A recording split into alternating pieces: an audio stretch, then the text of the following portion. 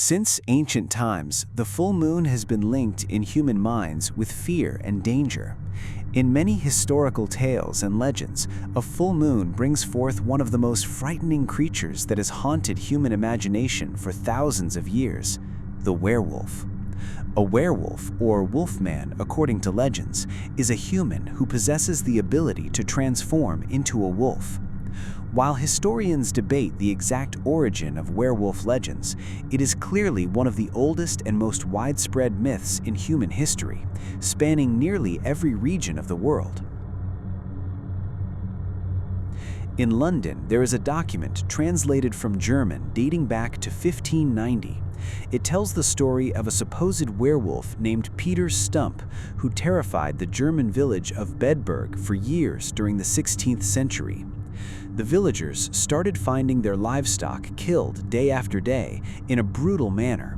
Cows and livestock slaughtered with their entrails scattered and covered in claw and bite marks of wild beasts. Soon, attacks escalated beyond livestock.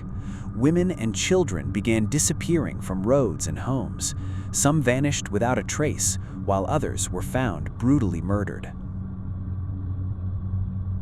One day, two men and a woman walking near the village heard cries for help from deep within the forest. One man went in to investigate and never returned. The second man went looking for him and also disappeared. A creature then emerged from the woods and attacked the woman. Villagers later found the two men bearing marks of a werewolf attack, while the woman was nowhere to be found.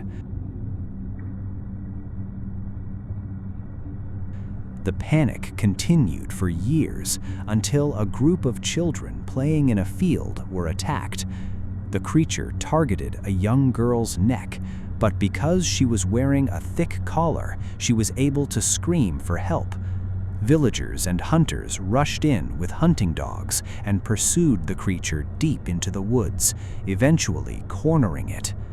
According to the legend, as they captured the monster, it transformed back into a human right before their eyes. The man was identified as Peter Stumpp, a wealthy local farmer and prominent member of the village community. Stumpp was dragged to the torture chamber. Under torture, he confessed that when he was 12 years old, he made a pact with the devil in exchange for whatever he desired.